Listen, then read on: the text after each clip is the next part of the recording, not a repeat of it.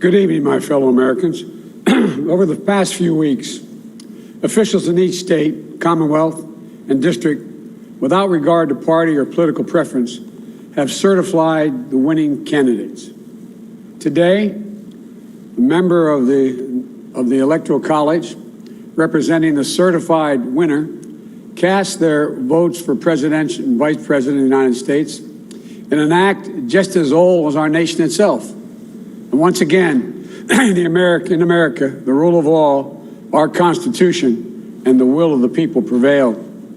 Our democracy pushed, tested, threatened, proved to be resilient, true, and strong. The Electoral College votes, which occurred today, reflect the fact that even in the face of a public health crisis unlike anything we've experienced in our lifetimes, the people voted. They voted in record numbers. More Americans voted this year than have ever voted in the history of the United States of America. Over 155 million Americans were determined to have their voices heard and their votes counted. In the start of this pandemic, this crisis, many were wondering how many Americans would actually vote at all. But those fears proved to be unfounded. Very few predicted, even thought possible, the biggest voter turnout in the history of the States of America. A number so big that this election now ranks as the clearest demonstration of the true will of the American people. One of the most amazing demonstrations of civic duty we've ever seen in our country. It should be celebrated, not attacked. More than 81 million of those votes were cast for me and Vice President-elect Harris. That too is a record. More than any ticket has received in the history of America. It represents a winning margin of more than 7 million votes over the number of votes cast for my opponent. Together, the Vice President-elect Harris and I earned 306 electoral votes, well exceeding the 270 electoral votes needed to secure victory. 306 electoral votes is the same number of electoral votes that Donald Trump and Vice President Pence received when they won in 2016. Excuse me. At the time, President Trump called the Electoral College tally a landslide. By his own standards, these numbers represented a clear victory then, and I respectfully suggest they do so now. If anyone didn't know before, they know now.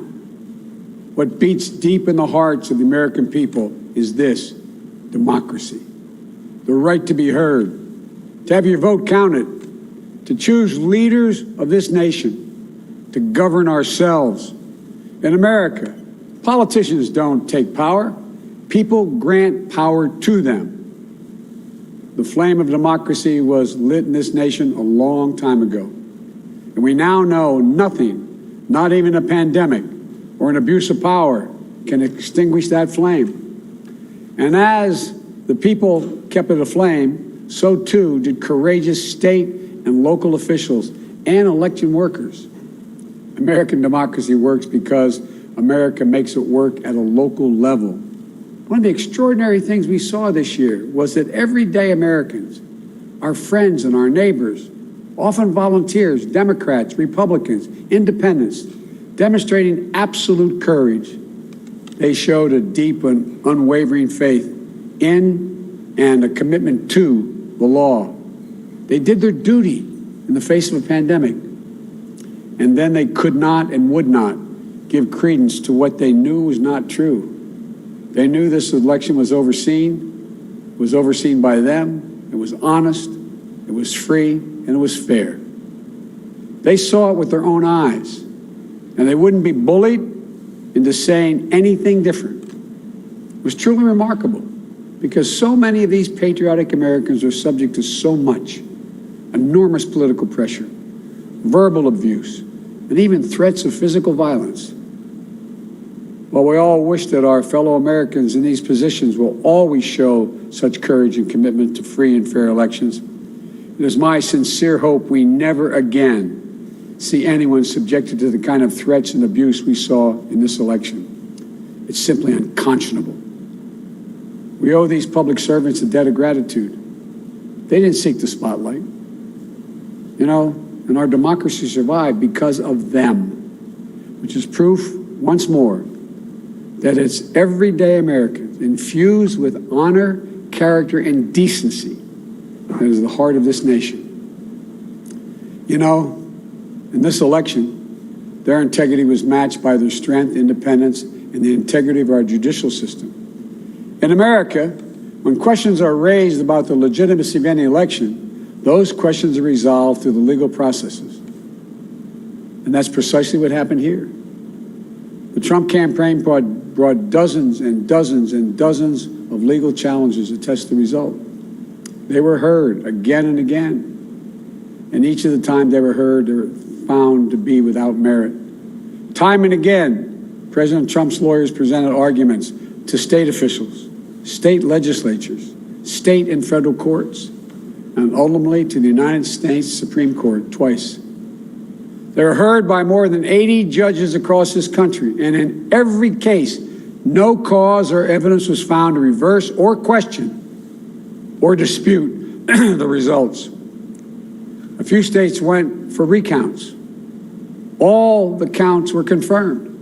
The results in Georgia were counted 3 times. Didn't change the outcome. The recount conducted in Wisconsin actually saw our margin grow. The margin we had in Michigan was 14 times the margin President Trump won that state by 4 years ago. Our margin in Pennsylvania was nearly twice the size of the Trump margin 4 years ago. And yet, none of this has stopped baseless claims about the legitimacy of the results.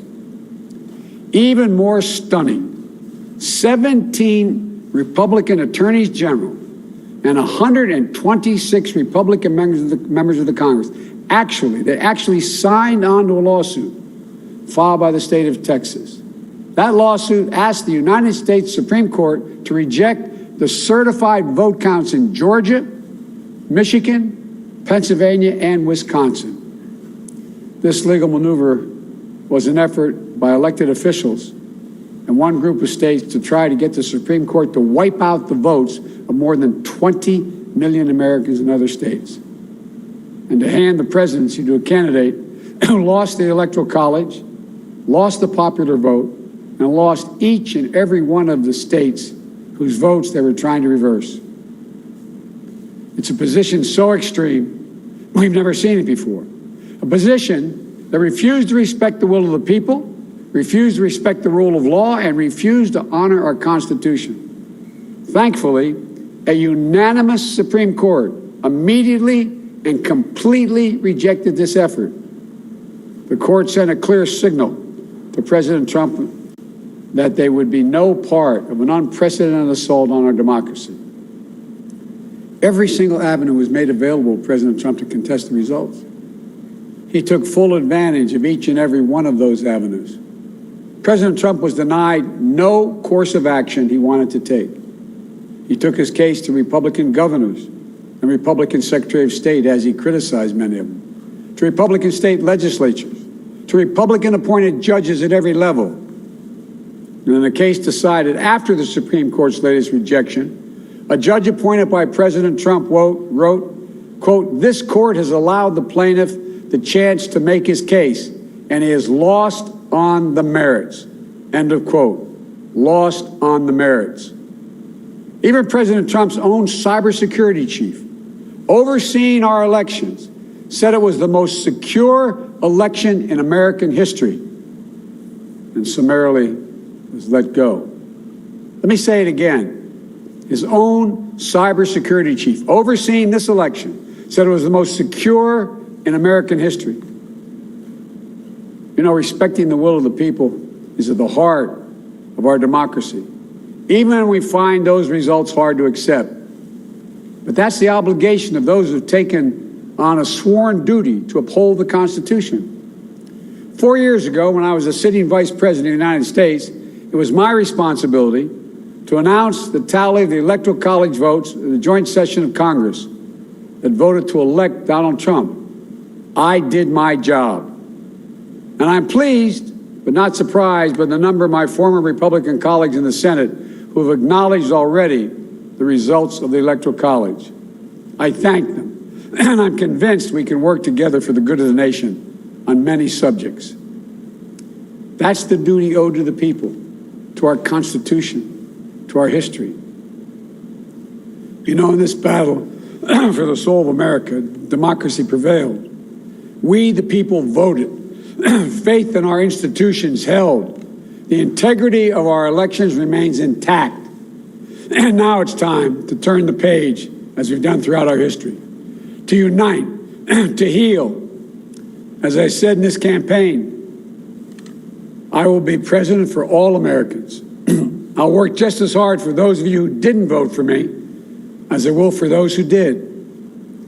There's urgent work in front of us. Getting this pandemic under control and getting the nation vaccinated against this virus. Delivering immediate economic help so badly needed by so many Americans who are hurting today. And then building our economy back better than it ever was.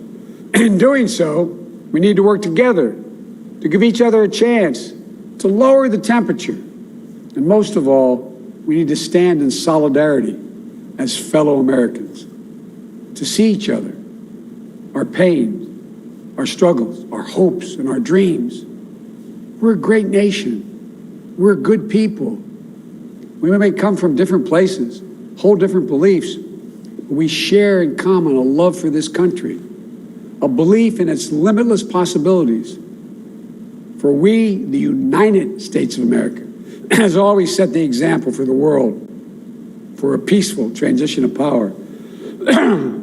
We'll do so again. I know the task before us won't be easy. It's tempered by the pain so many of us are feeling. Today, our nation passed a grim milestone, 300,000 deaths due to this COVID virus.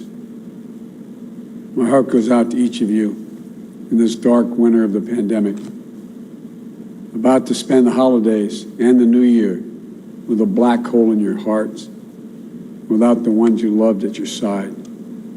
My heart goes out to all of you who have fallen in hard times through no fault of your own, unable to sleep at night, staring at the ceiling, weighed down by the worry of what tomorrow will bring for you, and equally important for your family.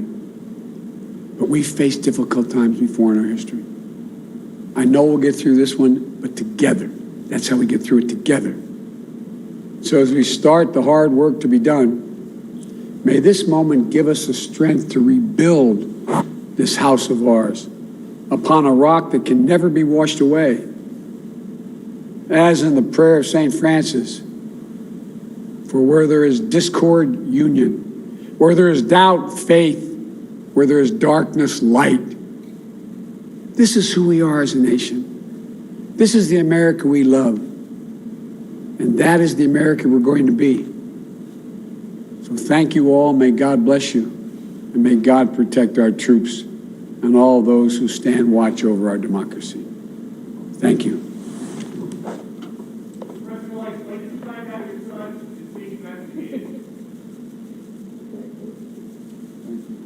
Thanks for the congratulations. Appreciate it.